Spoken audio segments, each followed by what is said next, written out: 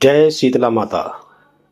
नमस्कार मित्रों, स्वागत है आपका हमारे भक्ति channel motivational and spiritual world पर, जहां हम आपको सुनाते हैं देवी देवताओं की चमत्कारी कथाएं, जो न केवल मन को शांति देती हैं बल्कि आस्था की लौ को भी और प्रबल कर देती हैं। आज हम आपको सुनाने जा रहे हैं शीतला माता की एक ऐसी चमत्कारी कहानी जिसने एक अभिमानी को विनम्र बना दिया और अंधविश्वास को भक्ति में बदल दिया। तो ध्यान लगाइए और इस दिव्य कथा को अंत तक जरूर सुनिए। मित्रों, बहुत समय पहले की बात है। उत्तर भारत के एक छोटे से गांव में एक विधवा महिला सावित्री अपने 2 छोटे बच्चों के साथ रहती थी। उसका जीवन बहुत कठिन था, पर उसके मन में अपार श्रद्धा थी, विशेषकर शीतला माता के प्रति।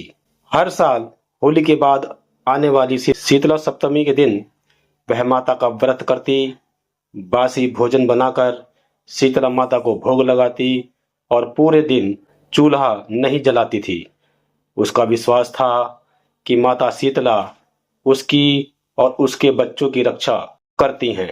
उस गांव की अधिकतर स्त्रियां भी यह व्रत करती थी, लेकिन कुछ लोग इसे सिर्फ परंपरा मानते थे। सावित्री हमेशा कहती, शीतला माता सिर्फ पूजा नहीं, विश्वास और नियमों की देवी हैं। जो उन्हें श्रद्धा से मानेगा वह रोगों से बचेगा। मित्रों, उसी गांव में एक दिन एक धनी परिवार आकर रहने लगा। उनके साथ उनकी एक नव विवाहिता बहू भी थी। उनका नाम था रुक्मणी। वह शहर से आई थी, पढ़ी लिखी, सुंदर, पर थोड़ा घमंडी थी। जब उसने पहली बार शीतला सप्तमी का जिक्र सुना तो वह हंसने लगी और बोली, बासी खाना खिलाने वाली देवी, चूल्हा ना जलाने का नियम, यह सब तो पुराने जमाने की बातें हैं। मैं इन अंधविश्वासों में विश्वास नहीं करती। यह सुनकर उस गांव की कुछ वृद्ध महिलाएं उसे समझाने लगी, बेटी, यह देवी नहीं, साक्षात शक्ति है।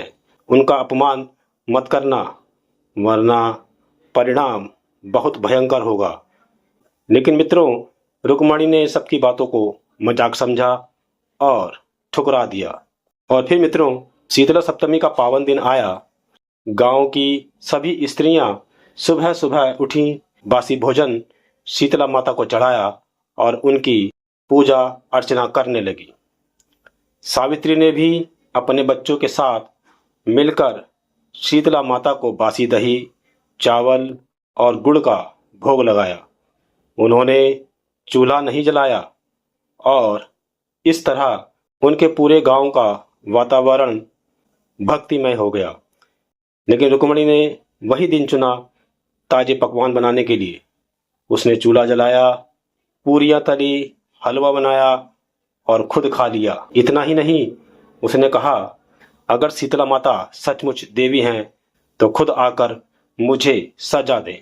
उसकी यह बात आकाश में गूंज गई, मानो शीतला माता ने यह सुन लिया हो। और फिर उसी रात मित्रों, अचानक रुक्मणी की चीखें सुनाई देने लगी। उसका शरीर जलने लगा, तेज बुखार और पूरे शरीर पर चेचक के भयंकर फोड़े निकल आए। वह दर्द से तड़पने लगी और फिर वैद्य बुलाया गया, लेकिन कोई उपाय भी काम नहीं आया। उस गांव के लोग समझ गए कि यह शीतला माता का ही कोप है। तभी मित्रों, किसी बुजुर्ग ने उन्हें सलाह दी, इसे सावित्री के पास ले चलो, वही शीतला माता की परम भक्त है। और फिर मित्रों, रुक्मणी को सावित्री के घर लाया गया।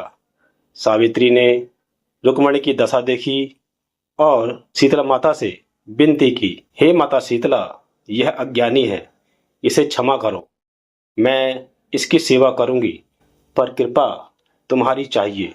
और फिर सावित्री ने रुक्मणी को तुलसी का जल पिलाया, नीम की पत्तियां उसके शरीर पर रखी और बासी चावल का पानी लगाया। और फिर शीतला माता की पूजा की, भजन गाया और यह सब करने के बाद रुक्मणी कुछ शांत सी हो गई।